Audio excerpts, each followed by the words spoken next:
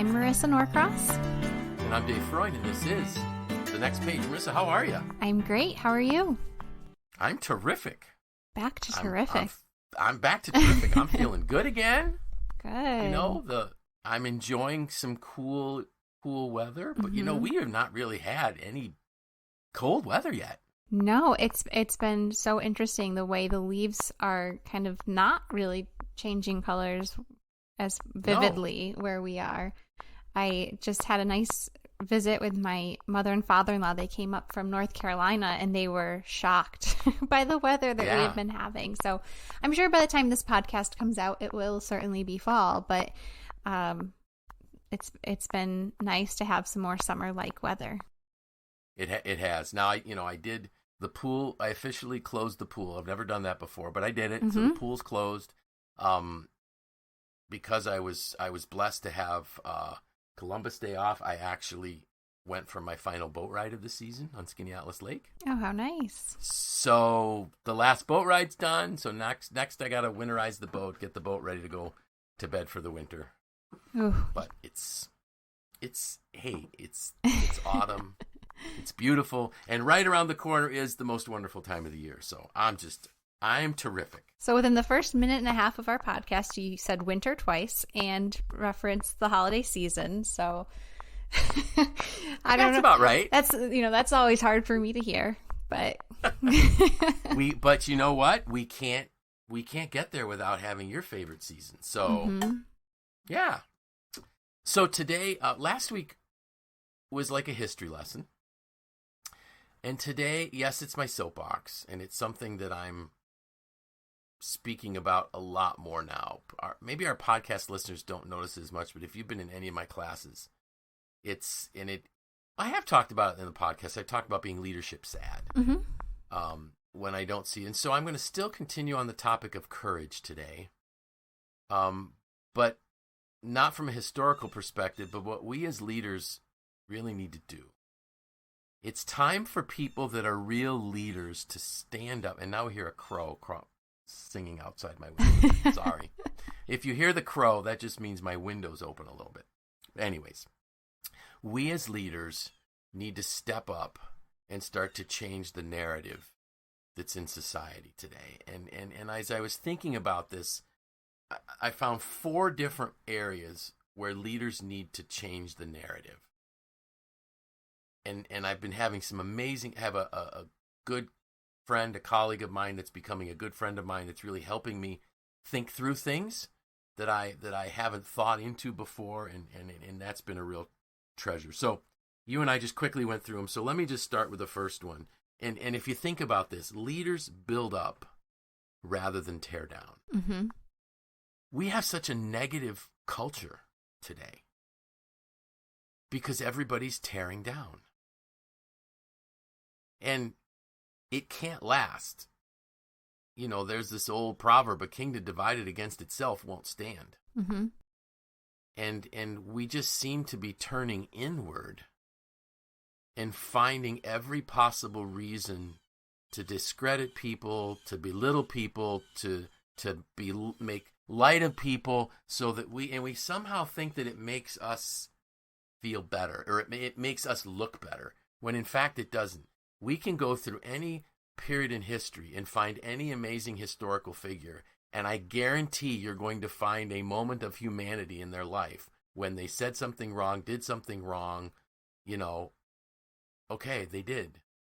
How many of us would love to have every experience, every conversation that we've ever had revealed to the world? Yeah. And I think, social media has only made this easier for not only adults, but teenagers, kids. Right. It's really a hard thing to watch. Yes. And that's why I think it's important that we're always focused on building up rather than tearing down. I think sometimes we think that we need to tear someone down to make ourselves look better. Well, right. Newsflash. It doesn't. It probably makes you look worse. Yes. And I think this is something that we need to teach kids. And I know that they are teaching kids in school because we've all learned what it's like growing up in this kind of culture where there's media everywhere, there's news everywhere, there's just always someone or something telling you what to think about someone else. Right. And it's never a good thing about them. No, very rarely. You know, it's very rarely. Very rarely. Yeah, we should never say we should always and not never, use our always and nevers. Right. But it's so rare to have somebody projecting about people, projecting people's positives and their good qualities. It's hard to find. So really, you know, leaders need to be willing to stand up and say, stop, we're not going down that road. You know, if it's a staff meeting and somebody starts tearing into somebody who's not there, stop, we're not going there. You know, those are private conversations you can have if you need to have at some point. But we want to work on building up, you know, bringing the organization together, lifting people up. And if you want to be an influential person, just help make other people better. And you will become that influential person. So leaders build up rather than tear down. The second one was, and it's very similar, leaders bind together rather than working on dividing. And I remember being challenged once. And I have no problem saying it on the podcast. Of course, you're probably going to get nervous now that I say that.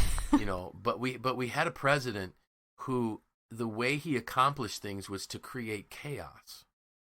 He created uncertainty, and then he could push his agenda forward. And he was not the only one that ever did that. Others have, but he's our recent example. Now, what happens is that's not leadership. Leadership is drawing people around your ideas and getting them to see the positive side of your ideas and how your ideas can help them. So we don't want to create chaos. And so the same thing can happen into an organization. We create a bunch of chaos, and then the strongest in that, Ford Motor Company tried this for decades. The way they would develop leaders was the leader that could endure the most chaotic situation was the strong leader, rather than who's the leader that can build us up. And so all of a sudden, and we've done this in a podcast, all of a sudden Alan Mullally comes along, refusing to wear the suit and wearing his khakis, blue shirt, red tie, and navy sport coat. And he works on building people up. And he bound the organization together, and he turned this American icon around. And that's the name of the book, if you want to read a good book, called The American Icon. So that, to me, I can't understand that it doesn't bother people that we're tearing apart as much as we are.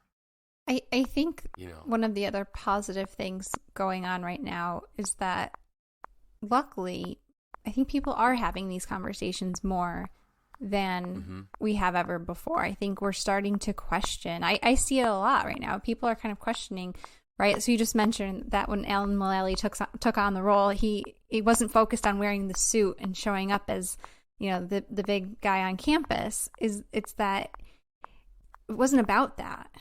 That's not what leadership is. And he questioned, like, okay, so what is my job here? Is it to show up like, all almighty and powerful? No. It's to show up and bring people together. And I think now that we're maybe this is one of the good things about the conversations you can have online, is that people are starting to question more. Yeah. The good and bad can come from that, but I think it does spark conversation on, like, okay, let's challenge the way we think about things and maybe some of the former ideals. Like, I know when my grandfather would explain to me his previous working environment, I'd be like, that's not how it is. That's not how it should be. Right. And so I think that is a good thing that's happening right now, is that we're having these conversations. We're questioning how our teams come together. I think we're seeing a cultural shift, right? We talk more about teams now than we ever did before. It used to be like more hierarchical, and of course there's still structure, but we're we're changing that dynamic, I think. And Right. The more conversations that you can have about it, I think the more binding these teams can be. And of course, that's why we do what we do, right? That's why we're talking about what we're talking about, because we want to see leaders thinking about this themselves and considering, like, okay, is my workplace divided? And if it is, what do I need to do to bring everyone back together? Exactly. Yeah. Our whole premise behind the next page is to present, positive leadership ideas Mm-hmm.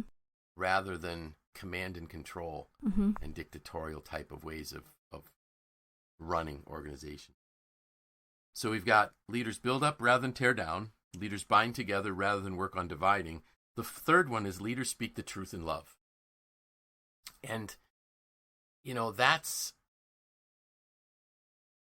people don't react to what you say as much as they react to why they think you're saying it. And how it makes them feel. Yeah, Maya Angelou said they'll long forget what you said, but they'll never forget how you made them feel. And sometimes we have to say things that are hard to hear.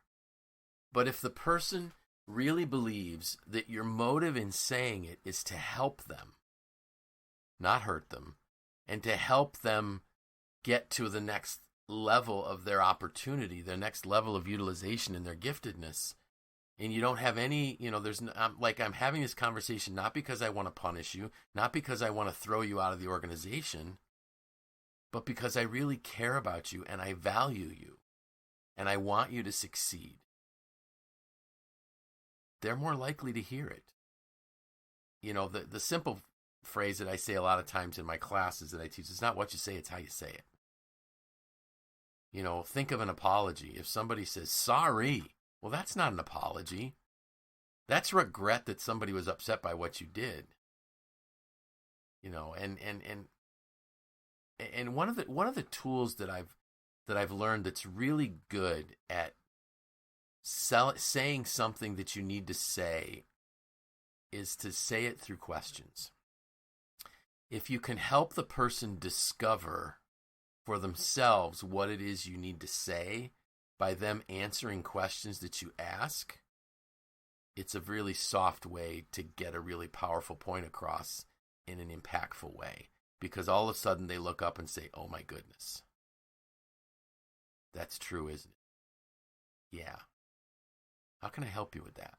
How can I help you move beyond that? And all of a sudden you've drawn the person in rather than pushed the person away. And I think back to the people that have done that for me in my life.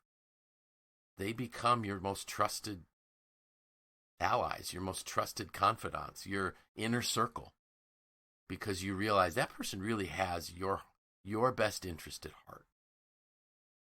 Then the last one was, leaders always seek to add value to others. And as I was pondering that thought, I started thinking of people where their whole objective always seems to be to get more, to accomplish, to hoard resources type of thing. And I don't see those people, at least the people that I know, I don't see them as happy. They're always living for the next big event or the next big purchase, and then there's, you go beyond that, like it doesn't satisfy you. What really satisfies people is when they can have a positive impact in somebody else's life, when they can be helpful to people, when they can see people grow, when they can see other people's needs being met. That's what brings you joy. And I guess the difference is that's the move from success to significance. In one of my classes, we talk about what is success and what does it look like and what does it feel like and what are the attributes that contribute to it. And then I try to have the folks start to think about, so what's the difference between success and significance? And you can see the wheels turning. And then I ask them, what would you like written on your tombstone? I know that's a really morbid thought, but what do you want to be remembered for? And you can really tell people are thinking. And then as I give them a little bit of time, all of a sudden I watch these smiles, come across their faces, and they start thinking about, what do I want to be remembered for? And then all of a sudden you realize it's not, he who dies with the most toys wins. It's who are the people that really impacted other people?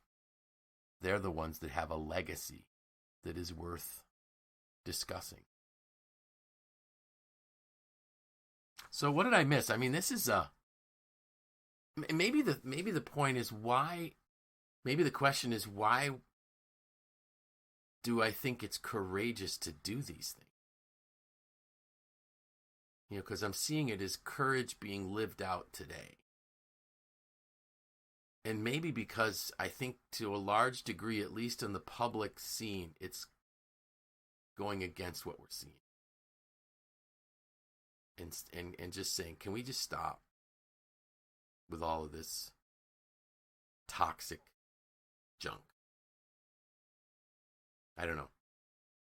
Yeah, I mean, I think it's just kind of like let's shake you by the shoulders and say, think about these things and put it into perspective, and right. Really think about what is important, and yes. And have the courage to go after that when everyone's telling you that you should believe that everyone else is awful and you're amazing, or when everyone's telling you that you have to collect things instead of adding value to others. Is that reality? Right. You think about this in a lot of different ways. I obviously, as a parent with young kids, I see this a lot on like parenting resources. Like, your kids aren't going to remember how clean your house was or how organized that their things were. They're going to remember like the memories that you made with them and that value that you brought to them. And I think it's really easy to lose sight of those types of things. And right. And when it comes to like speaking the truth in love, like it's so true. It's sometimes it can feel more efficient to just deliver the truth, especially in like especially in a work setting, right, where it's not someone in your house, but we can get really focused on that efficiency of just like, I'm just going to tell you how it is. I'm just going to lay it out. And yes, that is certainly efficient. And your meeting will maybe be more brief, but is that the long game, right? No, that's the short game. Yeah. What results do you get from that conversation? Mm-hmm. Not what you're hoping for, which is behavior change or an improvement in something. Those come from those quiet conversations with a cup of coffee that might have to happen once a day for a while. Mm-hmm. And I think too, it's not judging people. Like we need to stop judging people because we have a disagreement on an issue. Mm-hmm. We have lots of disagreements on issues, and there should be nothing wrong with that. That's what makes our country great, is that you can have disagreements and not make it personal. Mm-hmm. I know we touched on it when we were in one of the podcasts. We were talking about President Reagan, and I said how when he was the assassination attempt, and Tip O'Neill, who was his political arch rival politically, they disagreed completely on political issues. When he went into the hospital room and saw the president with all the machines and the IVs, and he fell to his knees to say a prayer for his friend. Mm-hmm. Those days can come back. And just because I disagree with you doesn't make you bad. It means you have a different thought, which is fine. Mm-hmm. But I value you, and I value your right to have that thought. And that's kind of this building up rather than tearing down. And I think we can make the change. I think, as you said, the change is being made, and we need to expect people to start making the change. And if they're not, then they're not the right people to be leading. And organizations need to be willing to say to somebody, listen, this is the way this organization is going to lead. If you can't be part of that, maybe you don't belong in the organization. Mm-hmm. That was Alan Mullally did that. There were 2 senior executives at Ford. And one of them just said, well, Alan, that just isn't me. I'm not the kind of leader you are. And he said, well, that's okay.